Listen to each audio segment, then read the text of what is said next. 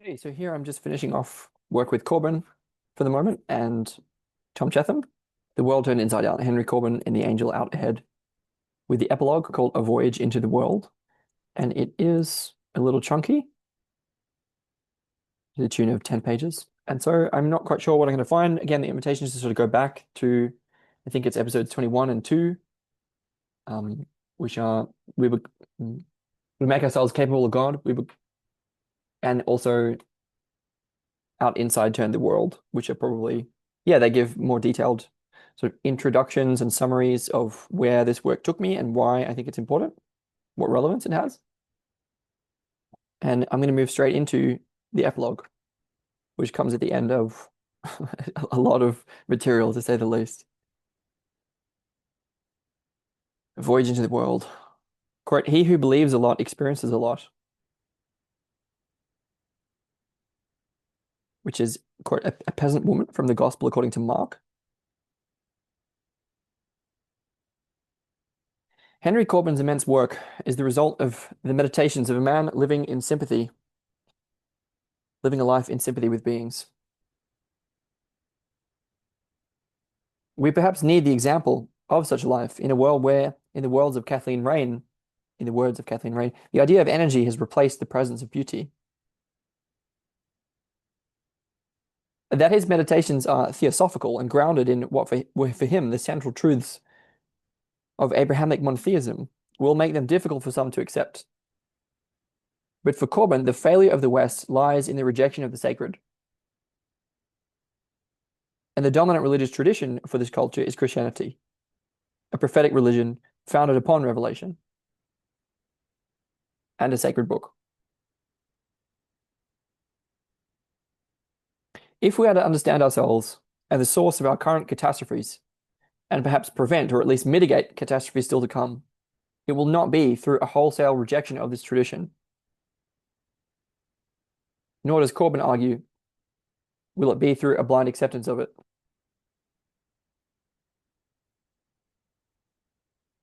Corbin never converted to Islam.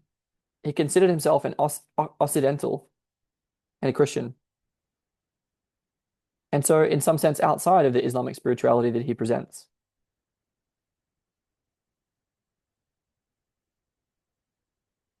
And yet, clearly, he had made a place for it in himself.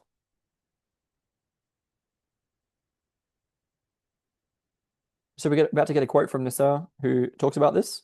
But on the face of it, the question is how that can be maintained while also sort of avoiding, meaning resolving the distinctions between both good and evil and creator and creature that Corbin and Cheetham have been discussing. Some pretty deep and fundamental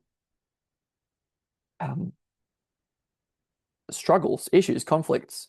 One of which, good and evil, we see also played out in Mazdaism and Zoroastrianism, but one of which, creator and creature, are sort of the whole point is that they're resolved. So the question is, how can one maintain the Christian position while also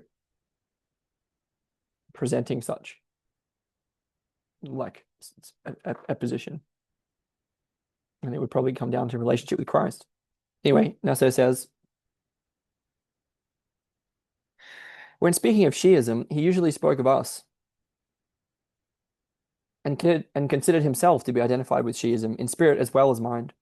Corbin displayed an attachment to Shiism, which was not only that of the usual Western scholar engaged in the subject of his research, rather it was participation in a spiritual world in which it can be said that Corbin possessed faith.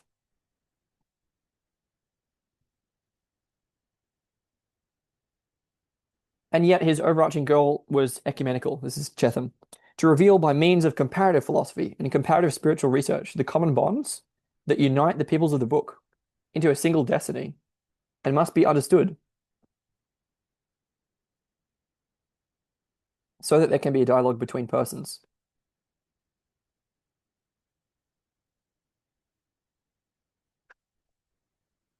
Okay, so I'm understanding that the primary purpose of the kind of imaginal world building, so to speak, it's not exactly building, imaginal world inhabiting and participating that Corbin is suggesting is primarily ecumenical,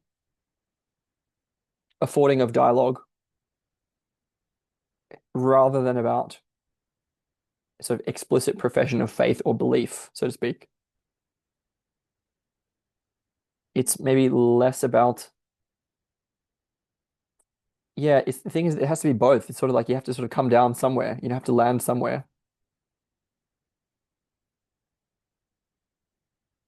Anyway, Corbin says, quote, since a dialogue takes place between persons, it is necessary in order that there be a dialogue that the persons dialoguing have between them something in common. A dialogue takes place between thou and I. It's necessary that thou and I be invested with the same responsibility for a personal destiny. Um, Obviously, so Martin Buber, right? But I think, is it necessarily the case that a dialogue takes place between persons? I'm not sure that it is. But anyway, he thinks that it is. I can also see that sort of it's fine to sort of regard the thou as the thou, but if that to us means an investiture with the same responsibility for personal destiny, it's possible that not everyone resonates with that, you know. It's a way that if kind of, oh, you have to be invested with the same responsibility for a personal destiny, um, that could be construed as a kind of imposition if it's regarded as a sort of prerequisite for dialogue.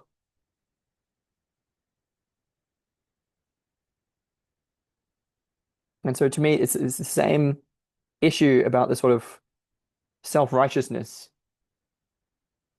that people often experience in dialogue with this kind of perspective.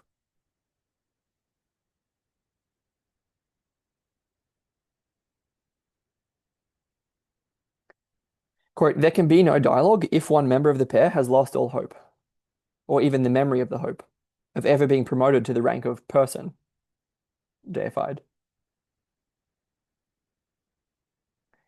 To the degree that it's about sort of unveiling or revealing the quote unquote hope, or in a sense, faith that is already there, then I'm on board with that. In the sense that if one is in the dialogue, then there's a sense that there are certain conditions that have already been met, but that could be stretched, you know, because there are some kinds of dialogue that can be pretty destructive.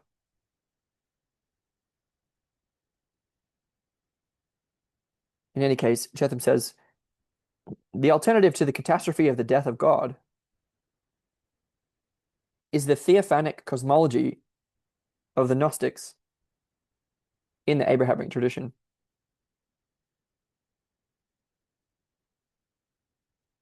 Corbin devoted his life to articulating this vision of the essential harmony at the root of all the religions of the book, the vision of what he was to call in his late work the Harmonia Abrahamica.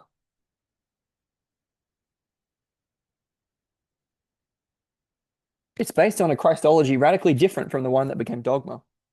It requires a return to the Christology of the Ebionites, who had no doctrine of the Trinity, or of the substantial union of the divine and human in Jesus. For these Jewish Christians, Jesus was a magnification of the celestial Son of Man. Again, Jesus was a manifestation of the celestial Son of Man, the Christos Angelos, who was consecrated as Christ at his baptism. Okay, so this would comport with Jung, perhaps unsurprisingly, in the sort of episodes on the nature of the Holy Ghost, Christ as archetype, and so on. Jung sees that a recognition that God is not only good, that is probably idolatry, in that it's a human judgment of what God is, and God is properly beyond human judgment. Is sort of if there's an admission of that, which he thinks requires humility, then there's a kind of return to more of an alignment between the Christian and Jewish notion of the character of Yahweh.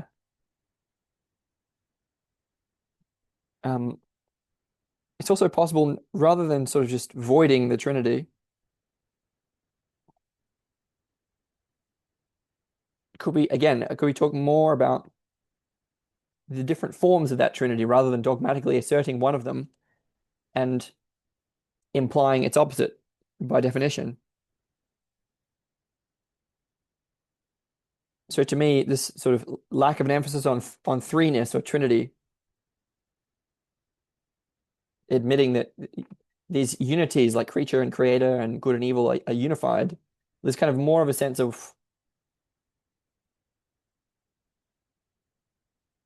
more of an orientation toward unity than is being supposed in a way. So some of the dualities are being managed better, but then that doesn't mean we have to give up the trinities. But again, I would say, can we talk more about the archetypes of 1, 2, 3, and 4, which is kind of Jung's whole point. In any case,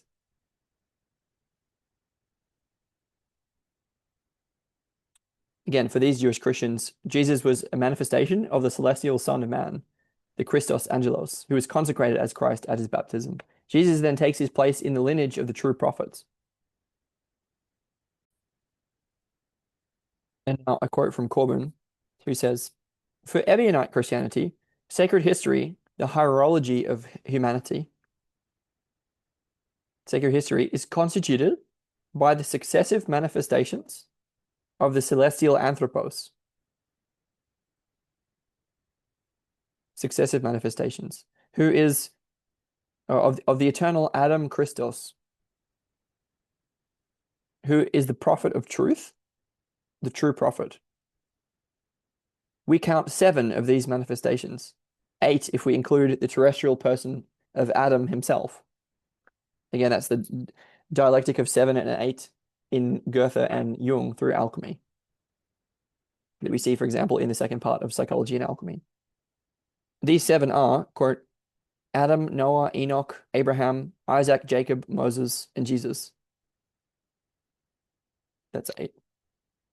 The fundamental basis of this prophetology is therefore the idea of the true prophet, who is the celestial anthropos, the Christus Aeternus, hastening from Christophany to Christophany, quote, toward the place of his repose.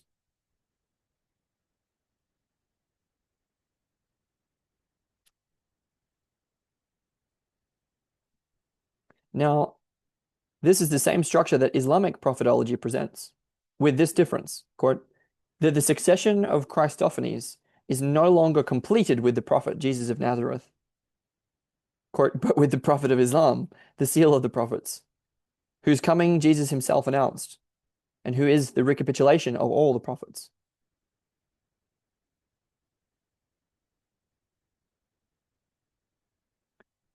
Thus, Muhammad is identified with the figure of the Paraclete in the Gospel of John. So, like, I don't know. I don't mean to be disrespectful or whatever, but like to me, it's just a very. What about the eternal? What about the iterative stuff? Like, did we just leave that behind, or like where did that go? It just goes out the window. So maybe I'm just misunderstanding, but like, isn't the whole point that the idea of, hey, it finishes with this one guy is kind of silly? Because there's always more and like that. And so if we just say, oh, not with that guy, but with this guy, it's like, I mean, it's just the same idea. Anyway, yeah, and the issue would be that the Paraclete, properly understood as the Holy Ghost, is the between, right? And there's a way that I feel that that's something that sort of properly cannot be identified with any one person. Because it's sort of by definition that which is between and among them. But anyway, let's see what more Cheetham wants to say. Quote, among the Shiites, the 12th Imam, the hidden Imam, is sometimes identified with this final manifestation of the true prophet, the central figure of the eternal gospel.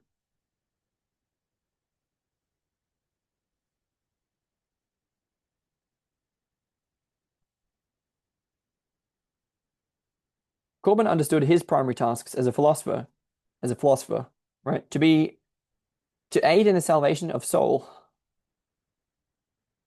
both anima humana and anima mundi, soul of humanity and soul of the world.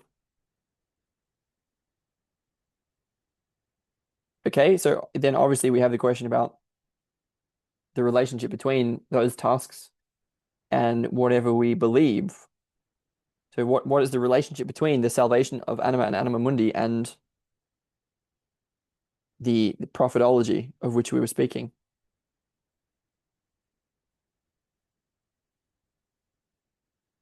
And Corbin understands this as a salvation from two different catastrophes, two complementary catastrophes. Quote, the imprisonment of the absolute truths of dogma and the fall into the abyss of nihilism.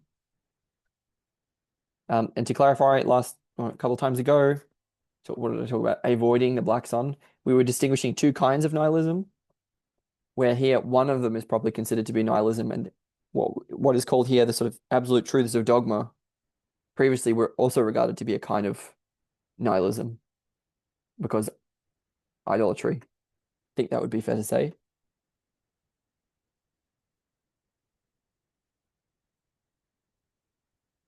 And so, yeah, the issue for me is, yes, we want to avoid those catastrophes. We can't escape the need for dogma, and we can't escape the inexhaustibility of the abyss either. And I talked at length about how sort of certain temperamental biases that tend toward, hey, let's just not do any dogma, ends up sort of itself being an expression of our own dogma, which isn't very wise. And then on the other hand, if we don't do the deep inner work which is required to get us out of the trap of projecting upon the abyss, like it's all very well to say, oh, that's not actually what the abyss is like. It's actually the abyss of emptiness or shunyata. But is that what we feel? And as a psychologist, let's say, it's like it's going to require work, cultural work, personal deep inner work to execute that shift. Another way to put that would be that the devil isn't so easy to kill as God.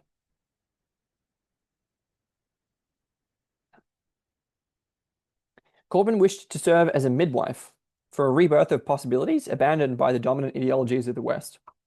It's surely not only the content of Surawati's vision that makes him such a central figure in Corbin's development, but also the fact that his mission too was a revival, an attempt to make a future for the Oriental wisdom of the ancients.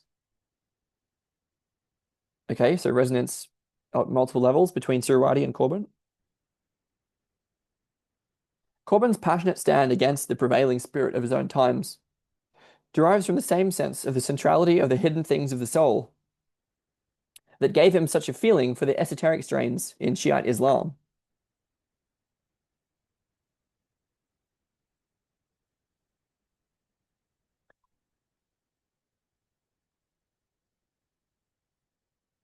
We'll keep going. Just to say that again, we can see that in conditions where there is this sort of dogmatic, repressive, ideology and sort of denial and materialism and like that and all of it, well, then this kind of esoteric resistance in a way is kind of the only game in town.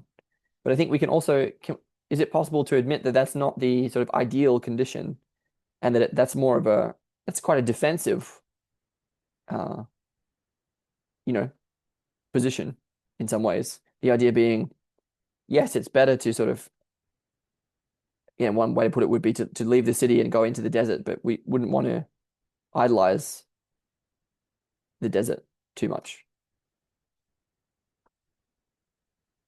The Shiites have always been a minority within Islam as a whole, and Corbin was most drawn to those among them who regarded themselves as, again, defenders of the secret things of God against a dogmatic majority.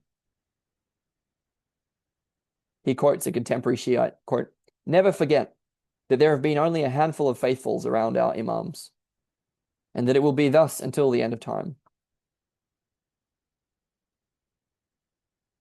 Perhaps he also shared their tragic sense of history. Quote, an eminent Iranian sheikh from whom I've learned much went so far as to say to me, some time before he died, when we were speaking about the confident pessimism of Shiite traditions, quote, never forget, the day will come when one will no longer be able even to utter the name of God in this world. Very sort of Orwellian anticipation.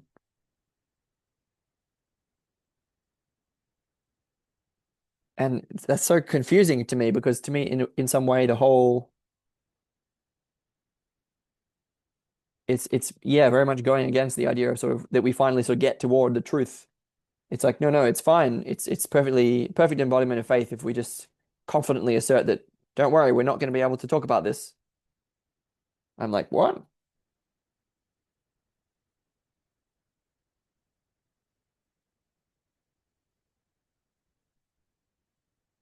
Isn't it like that may be so, but is that good?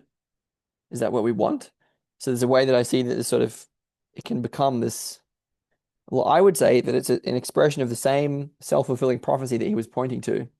So it's not, isn't, is this not a sort of historicity of like, this is what's going to happen in the future, right? That we're not going to be able to utter the name of God.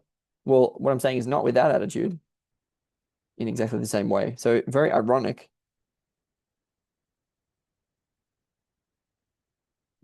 Look, it says again, the theme of exile is central to Corbin's thinking.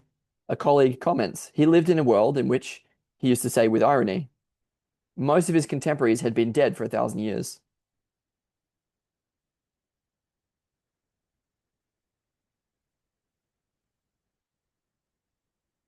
And yet it is clear that his is neither a pessimistic vision nor a world-denying asceticism. Corbin offers a view of the Abrahamic religions that's based on a complex, varied, and yet consistent group of cosmologies, common to the esoteric branches of all of them, and centered on the cosmic priority of the individual person, deified. These Platonist cosmologies are hierarchical without being narrowly patriarchal in the pejorative sense. On what basis? Again, it's like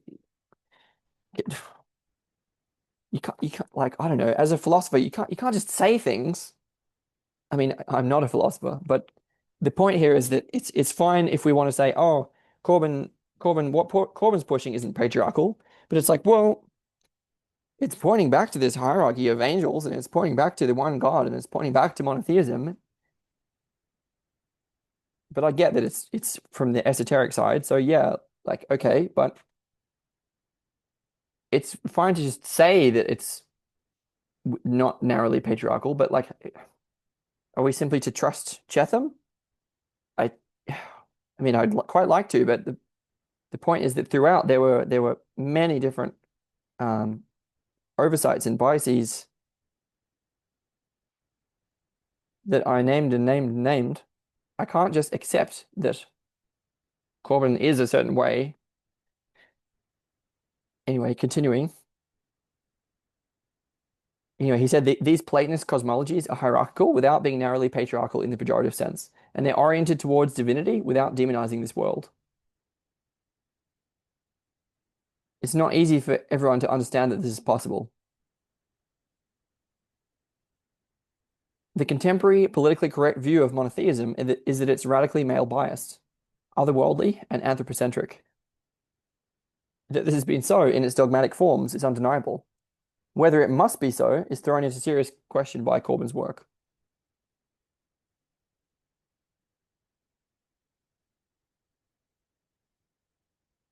It just becomes such a knife fight, and there's such strong emotions involved for everyone,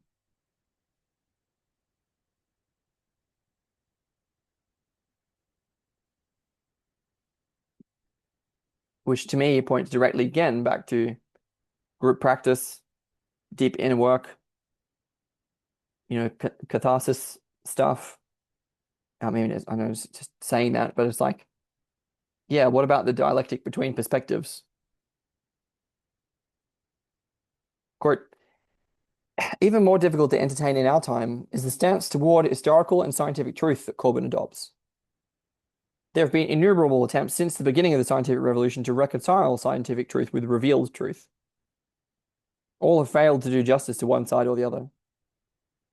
This may be because of the split between spirit and matter that Corbin attacks with such depth and rigor. Dogmatists on either side claim all of reality for themselves, so that any solution results in a single dominant vision. But a unified, quote, theory of everything, whether based on spirit or matter, or upon some union between them, quote, will be of necessity monistic, abstract, and totalitarian. Corbin would be uninterested in any such undertaking. Okay. Again, it's sort of like it's just sort of asserted that any position involving a union of spirit or matter or based on one of them is necessarily monistic, abstract, and totalitarian. Is that necessarily the case? And wasn't Corbin arguing for the non-distinction between theory, spirit and matter anyway? So it just so happens that anyone talking in these terms of spirit and matter, they happen to be necessarily monistic, abstract, and totalitarian. Whereas Corbin, in his, Sufi cosmologies, is not at all male biased, otherworldly, or anthropocentric. It's a little too convenient. Also, the fact that Corbin wouldn't be interested in such an undertaking doesn't mean that it's not worthwhile. In any case, this is quite critical so far. He said, instead, we should listen when Corbin says that one can admit and celebrate a plurality of spiritual universes. And, quote, without taking up one's abode in them, keep an abode for them in oneself. In addition, it's necessary to understand the mode of perception proper to each of them, the modus intelligendi, the MO. That is each time the direct expression of a mode of being, of a modus essendi. The more perceptions and representations of the universe each monad integrates, the more it unfolds its own perfection and differs from every other.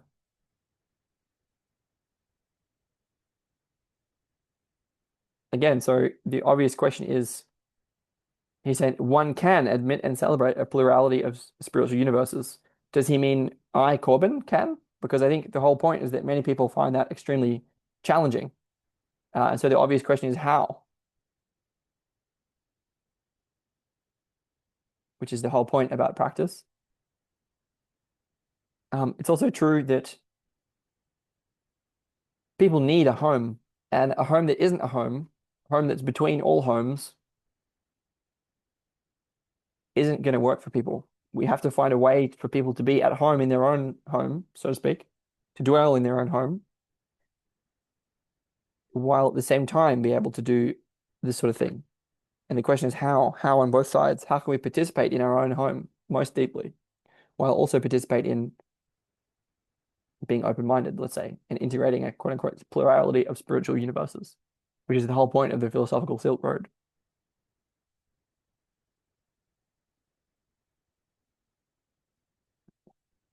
Again, it's not just necessary to understand the mode of perception proper to each of them. It's necessary to be able to inhabit that mode of perception, each of which is proper to a mode of being. And then the question is, again, the question is how? It's a way that's being suggested, not a dogma, and that matters. Cheetham says, if we can accept the absolute priority of the soul in this sense, because the soul is that which can swap between these different spiritual universes, which again is anathema to a lot of people, right? We can't often just accept that.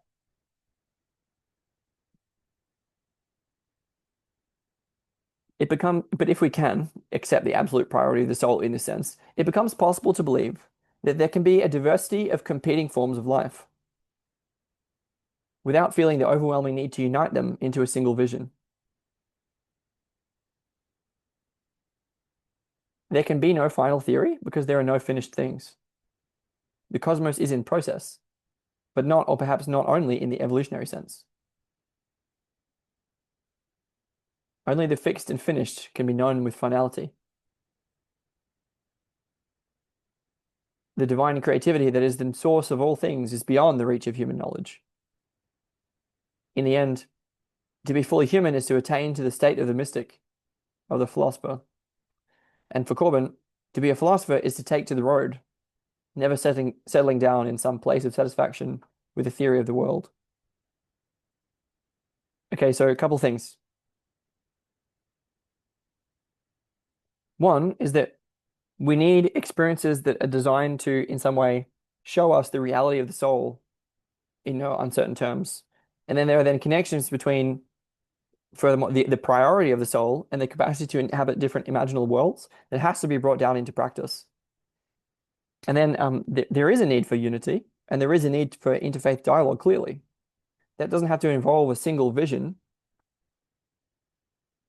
and doesn't have to involve a final theory either. But there's obviously the risk of relativism that doesn't really work. I also noticed earlier that weren't they just saying that Muhammad is identified with the figure of the Paraclete in the Gospel of John? Anyway, that's perhaps not Corbin's position.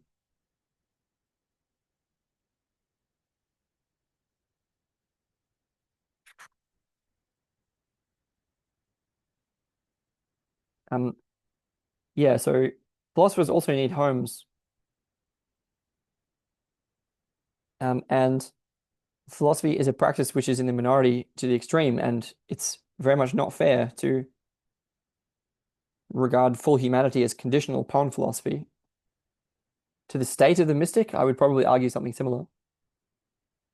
To be a mystic and to, you know, deal with and integrate mystical experience are two very different things. Everyone has a right to deal with and integrate mystical experience as a, reality of human existence. But to be a mystic, that's one of the many ways.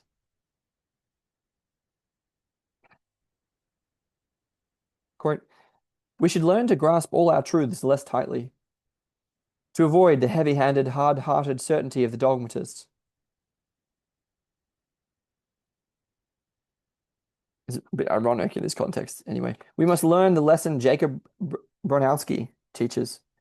There's a difference between knowledge and certainty, dokima and dogma.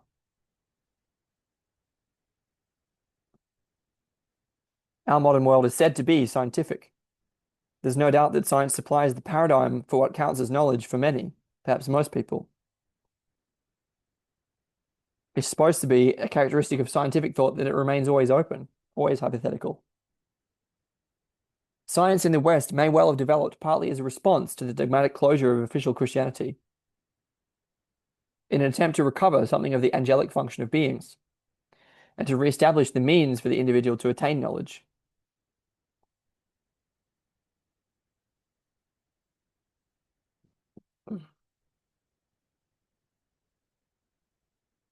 It obviously has the same problem that the how is reserved for the elite.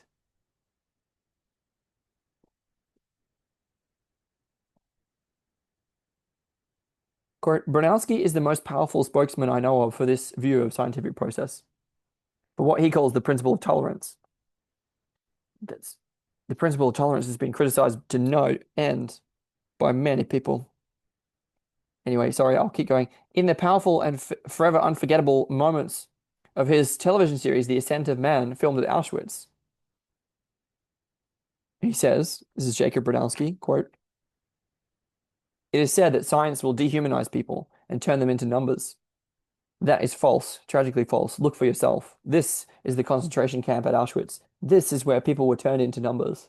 Into this pond were flushed the ashes of some 4 million people. And that was not done by gas. It was done by arrogance.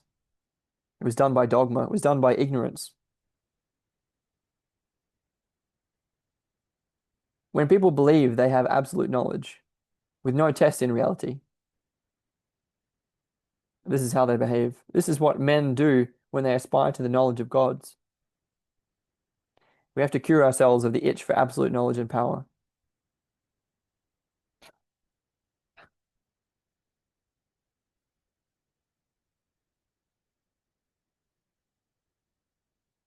Of course, he's right. Yet most scientists don't understand that the reality in which they hope to test hypotheses is restricted beforehand by too narrow scientism. And though there is something special about science, as Bronowski understands it, there's nothing special about scientists. They fall all too easily into the traps of dogmatism like the rest of us. All our actions in this world must be taken cautiously, with humility, in the in the face of uncertainty.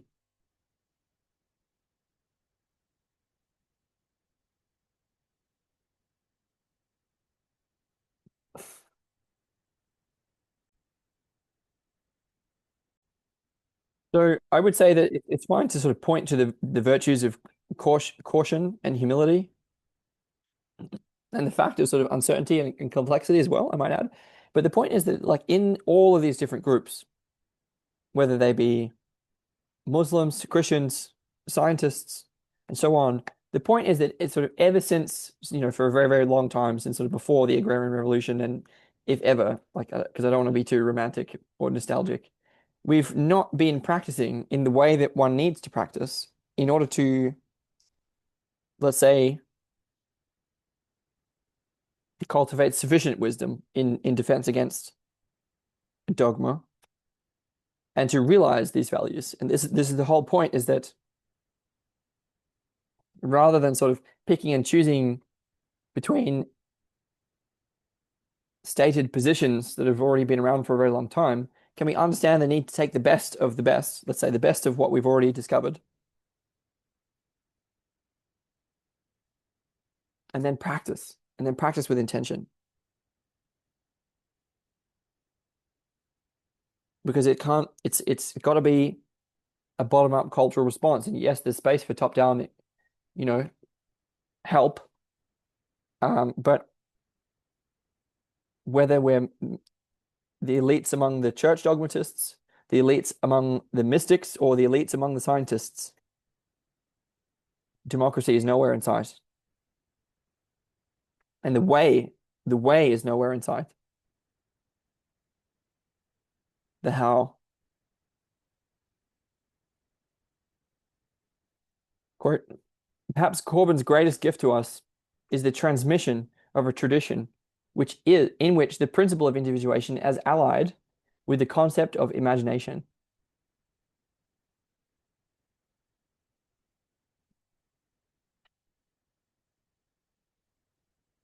We are ultimately responsible for ourselves and for making ourselves capable of our God.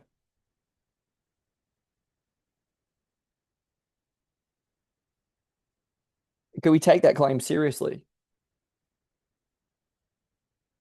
If we are responsible for making ourselves capable of God, well, that making is an action term, right? It's about being and doing and becoming, yeah, but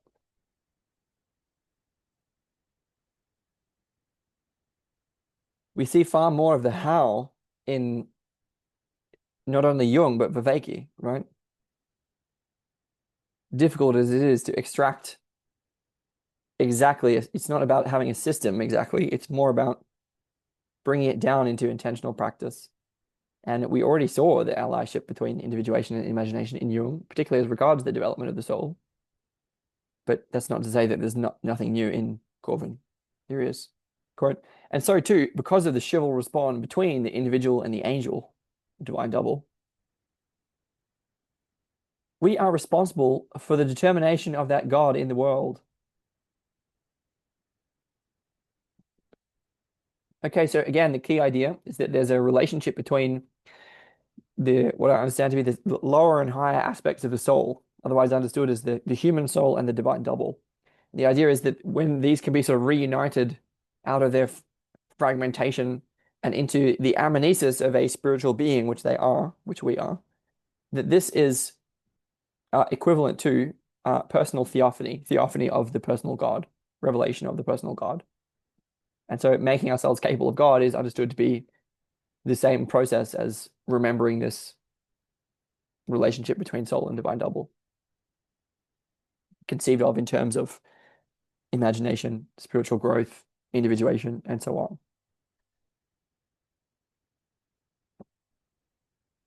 Quote, but more than this, the spiritual birth accomplished by the soul for the angel far outstrips both the bounds of the ego and the bounds of the literal world as well. Every battle for the angel is a battle for the soul of the world. for the transfiguring light that brings into being a transformed and transforming world.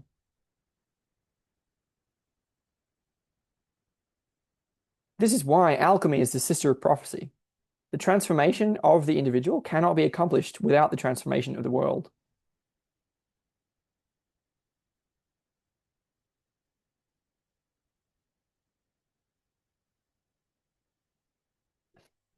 It's not that we must escape this world to find salvation in another, for the world too is in exile and must be returned to paradise. This return is accomplished as we begin to see that the other world already exists in this world. It only remains to actualize it. It only remains to actualize it. So here we have again this development between different aspects of the soul. Let's say a soul and divine double that leading to the personal revelation of God, revelation of the personal God, is the same as a co-transformation of quote unquote self and world, conceived of as a battle for the soul. So clear links to self-transcendence, to transformative experience, obviously to gnosis, with yeah, and again, the how question is clearly pointed to. The only thing remaining is to actualize it. And it's a sort of ongoing, as John said, transformative, transforming. I don't know how to say that, but the point is that we transform and keep transforming, and that means it's a way, and you can't do that without practice. Like it's not just philosophy.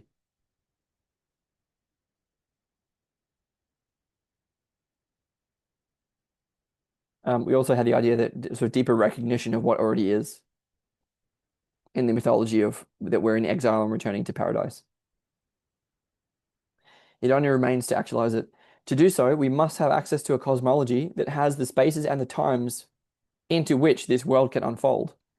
Okay, that's a really important claim. The idea is that we need to infinitize space and time in a sense, and that there are certain affordances unlocked by certain cosmologies that facilitate the transformation of the world. I think that is a deep claim. Certainly what Corbin said is that there's something in this Persian cosmologies that is only found in those cosmologies, that's not found anywhere else. And I think that's probably one of Corbin's deepest arguments, in a sense, that if we've realized that transformation and ongoing transformation is what we need, then the conditions that facilitate that become essential. And it would definitely be the case that that among those conditions are not only intentional practice, not only having the theory to support us, but also cosmological conditions.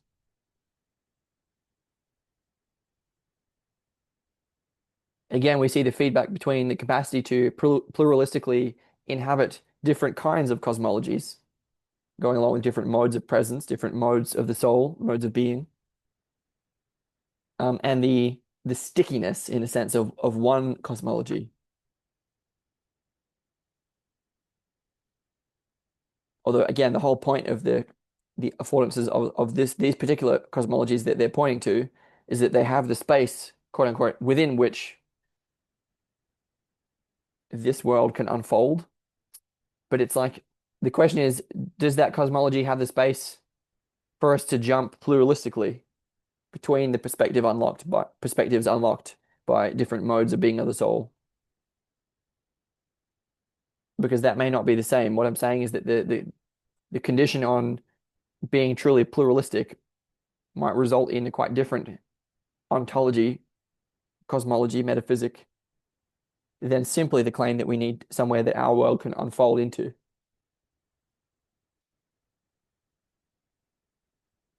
Quote, yet that reanimated world, alive to our senses and in sympathy with that which is best in us, is fragile.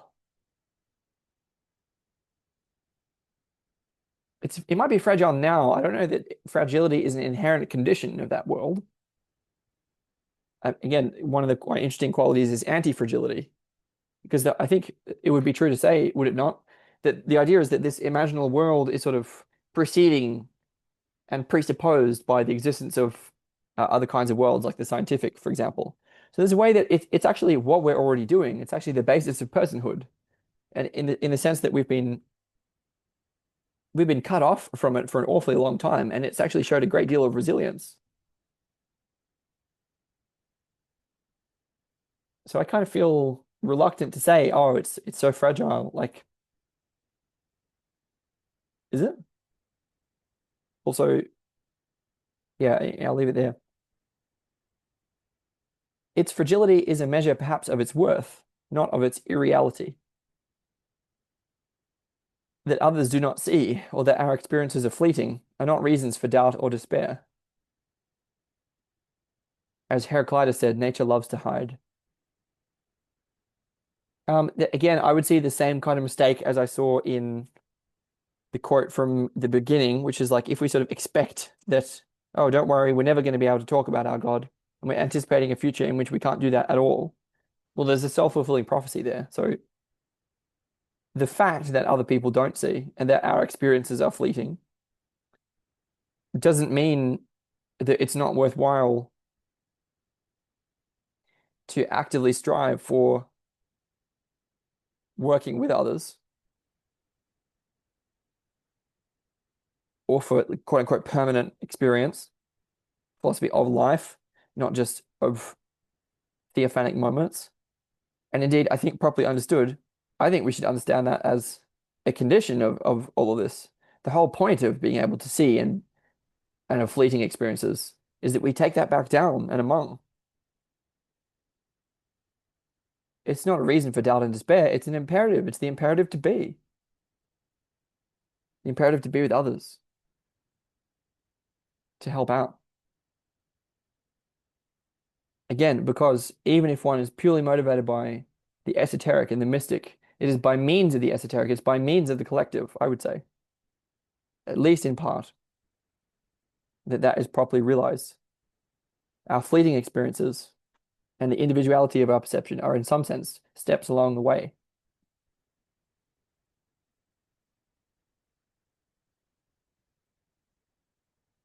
I don't like the kinds of stories that say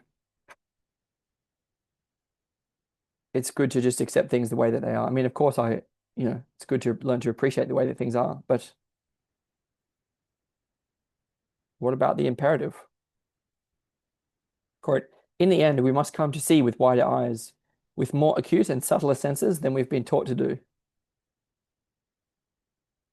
For those open to this possibility, the obstacles are great enough. But what can one say to the skeptic, to the rationalist critic, buried, it may be, inside most of us? Okay, so there's a couple of things here already. Again, you're going to probably get diminishing returns on the development of imaginal capacities. So the idea would be for a whole lot of people to get sort of a 5% shift is a whole lot bigger of a deal than for one person to be striving for between 90 to 95% of a shift, if you see what I mean. So it's kind of like after you've got something going, can we sort of spin other people up into that and see if it works or not? And again, like the whole point of collective intelligence is that it's a way of verifying what is true and real. And if it does help, if it does work, then that ought to be obvious. And if it doesn't, that also ought to be obvious. And so it's sort of fine to be oriented toward quote unquote more acute or subtler senses than we've been taught to do.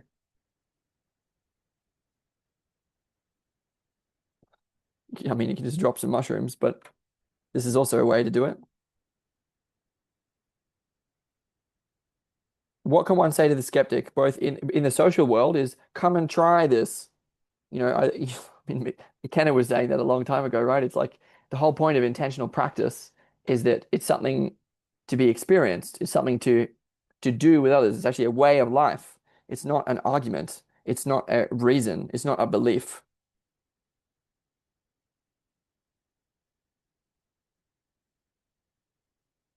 So it's kind of like I would sort of respond to the skeptics and rationalists by invitation, by with the attitude of welcoming to come and try. But the skeptic and rationalist buried within each of us, the whole point is that we have to be able to work with ourselves as we are. And that's why there's such a difficulty here of just adding the fantasy on top. And it's like, well, if it's really true, if it really does disclose and afford transformation, self-transformation of self and world, then that's real. It's undeniable, and it's and without even mentioning that there is a how, that there is a practical way. Like the reason why it's so difficult to accept by the skeptic and the rationalist buried within us is that we're not actualizing it. We're just taking it up as a system of beliefs, a position, even if it is available sometimes. It's like, well, then what about on Monday morning,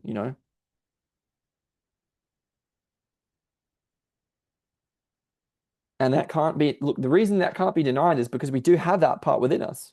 We do have the skeptic, rationalist, critic, and we can't deny that. So if you really are after transformation, then there are conditions on that. And theory is like 5% of the way, not even.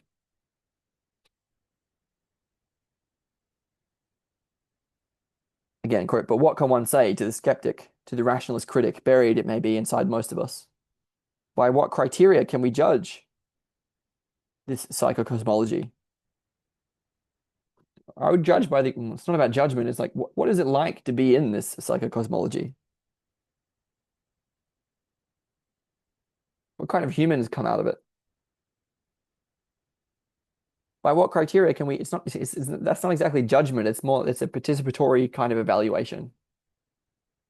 It's a try and see kind of thing. By what criteria can we judge this psychocosmology that runs so counter to the trends of the contemporary world? David Abram gives the best answer that I know of. So give this quote from Abram. Again, the point that I'm making is that actually, if you define any criteria by which to judge it, then I would say that's already a mistake. They can definitely help, but a participatory kind of act isn't reducible to criteria. So it's going to miss something. Abram says, if they do not aim at a static or literal reality, how can we discern whether one telling of events is any better or more worthy than another?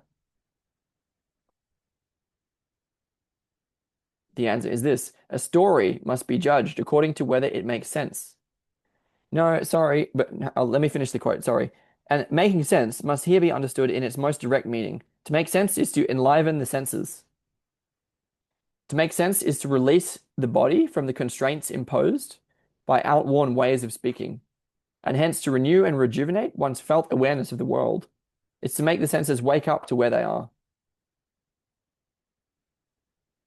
So I would say that making sense is probably understood as coherence, the coherent world.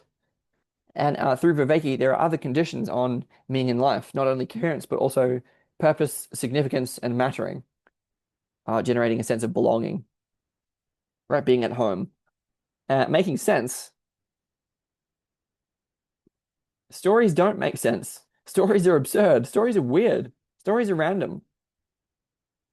I mean, not entirely, but story, the idea that stories makes, I mean, they do in a way, but they also don't, right? So judging them only by the criteria of whether they make sense, it's like, no, what about because go to any of the popular films, like go watch like Harry Potter or the Marvel films or Lord of the Rings, or something. Does it make sense? At one level, it doesn't make sense at all. At another level, it makes perfect sense. And the point is that it expresses the archetypal dynamics that are core to the fulfillment, the living of the purpose, as well as coherence, as well as significance, and so on. It expresses that which is deep within us, and that's more than making sense. So, furthermore,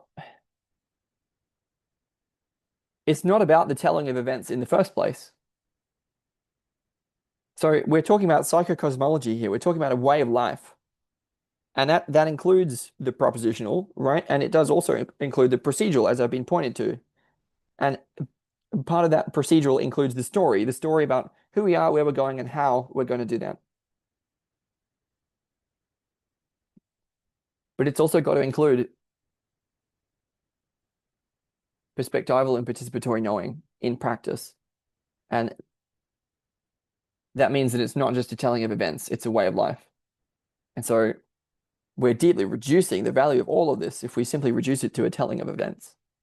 That's not at all what this is. I mean, no wonder the skeptic and rationalist is undefeated, so to speak, because it's not serious yet. Can we take it seriously? Yeah, as he said, it only remains to actualize it. What does that mean? For that term to have meaning in the imperative of being. I mean, I'm not like this is it. This is what they're talking about. But then, yeah, we end up with all this doubt if we don't actually then do it. And no wonder.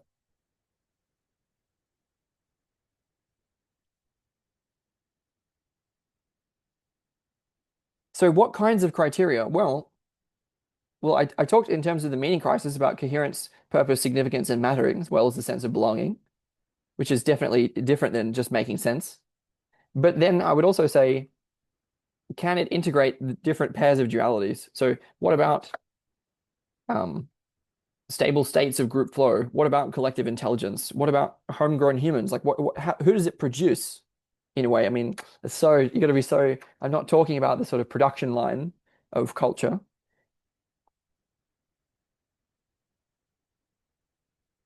but I think that I think among other, let's say, criteria, that is something that is meaningful and interesting to look at because frankly, it's about showing up to this world.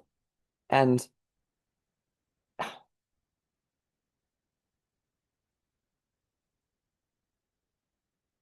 if the result is just sort of basket weaving, I mean, not to diss on basket weaving, but like, do you get what I mean? Like, there are reasonable metrics that can be applied beyond making sense, and they have to do with partly how well we can creatively respond to the demands of the situation as it unfolds. Capability, functionality, but it's not a computer metaphor. You could talk about resilience and efficiency. You could talk about anti-fragility. You could talk about coherence. You could talk about creative problem solving. You could talk about quality of life metrics. There would be a lot, right? You could talk about, capacity for mediation. I don't know. There's a lot of, I mean, that's not the end of the list. Anyway, among that all could be making sense. Yes. Could it make sense? Hopefully. I kind of doubt it, but let's hope that it can. And yes, enlivening the senses. But I think, look, the real enlivening of the senses comes not as a result of adopting new positions, but as a result of deep and profound personal transformation, as he was talking about, removing the constraints imposed on the body, releasing them. And that involves psycho-emotional work. This is the whole point of not only Jung, but from Pierre Janet onwards and before him, is the whole point of the body and the practices. I mean, I could just mention as a breathwork facilitator, breathwork and bodywork among them. What about some somatic psychotherapy in here? I don't see that anywhere mentioned. But the constraints imposed on the body are emotional. They're literally in the sense that we carry trauma it's stored, the body keeps the score, right? And in the form of tension.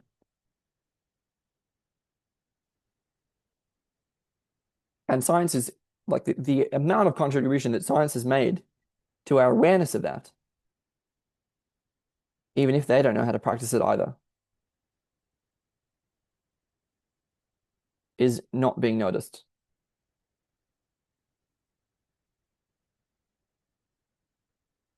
And yes, that even through people like Chris Beige, again, it's like that's how to renew and rejuvenate one's felt awareness of the world.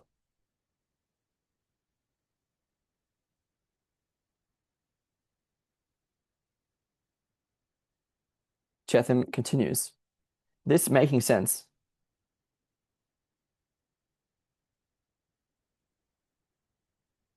which is the sort of inhabiting of different psychocosmologies and then the sense making that they facilitate. I'm talking about adaptivity. Does it help us to, because the whole point of making sense is that you can decide what to do and then it works. Anyway, sorry. This making a sense can be understood as the function of that synesthesia that can perceive the progressio harmonicum, the harmonic progression of that aesthesis that Hillman invokes in his own homage to Henry Corbin, the thought of the heart and the soul of the world.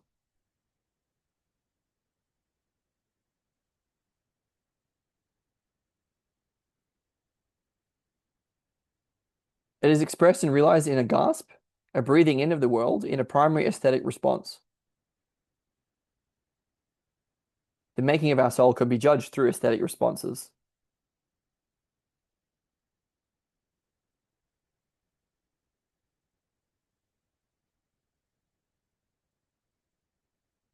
Hillman quotes Plotinus, "We possess beauty when we are true to our own being. Ugliness is in going over to another order."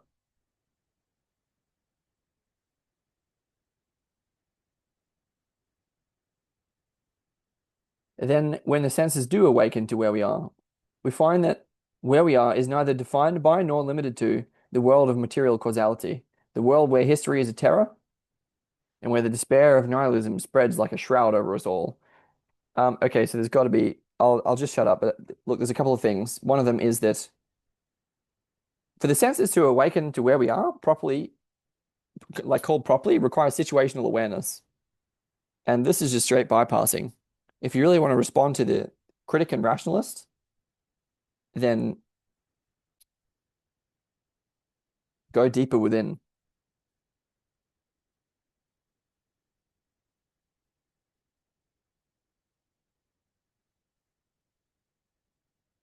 But it is an interesting idea that synesthesia could afford the perception of specific, like a certain kind of perception of harmonic progression.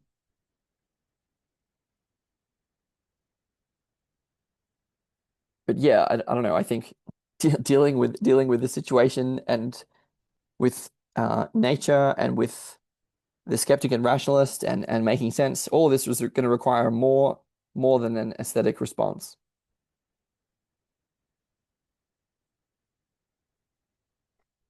Although I'm not denying that it's important.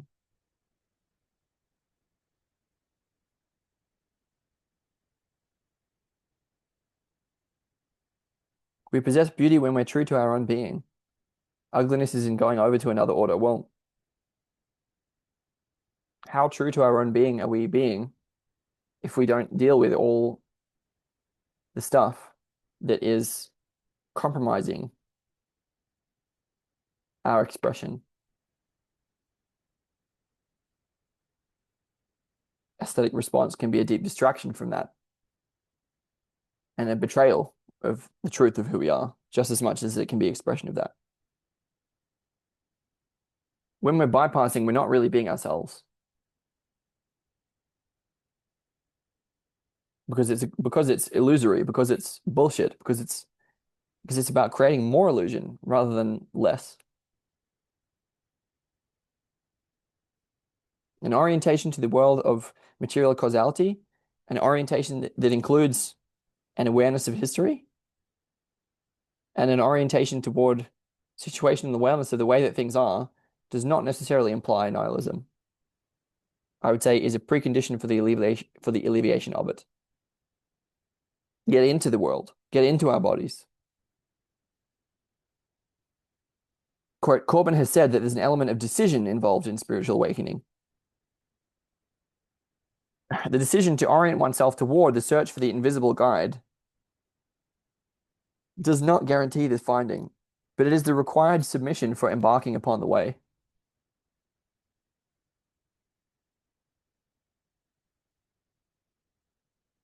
And to those who refuse to so decide, to those who by nature or deliberately reject the symbolic life, I'm not rejecting the symbolic life. I'm not even rejecting the possibility of there being a need for invisible guides or the important role of decision in spiritual awakening. Anyway, to those who refuse, quote, the gospel parable of the feast, Matthew 22, 2 to 10, Luke 14, 16, 24, means precisely what it says. Quote, It would be ridiculous to engage in polemics against the men or the women who refuse to come to the feast. Their refusal inspires only sadness and compassion.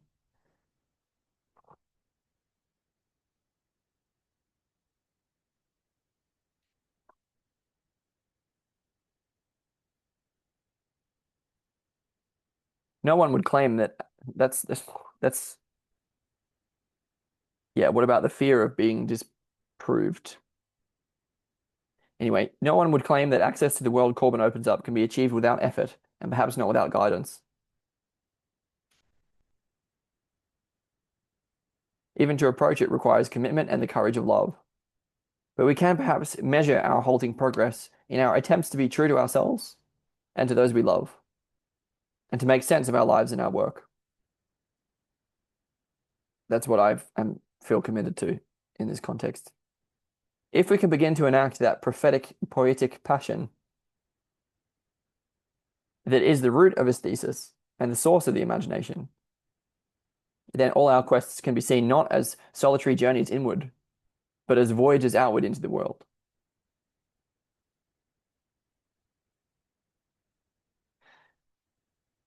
That's the end. And so I know that I was really critical today, fortunately.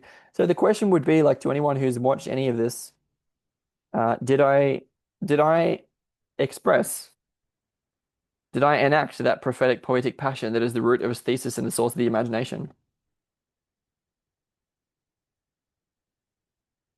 And if I was able to,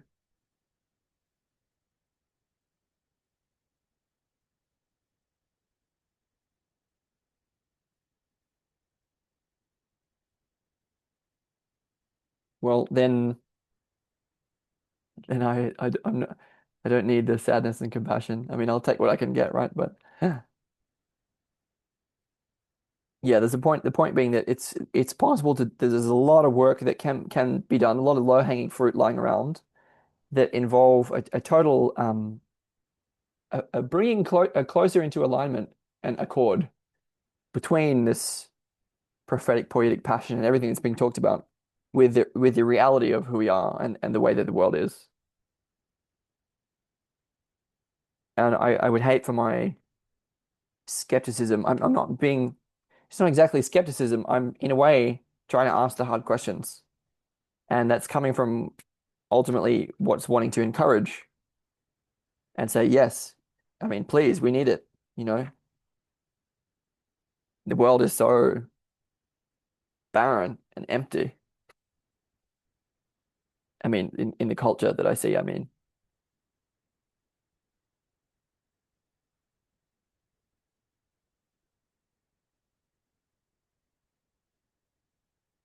but it doesn't have to be.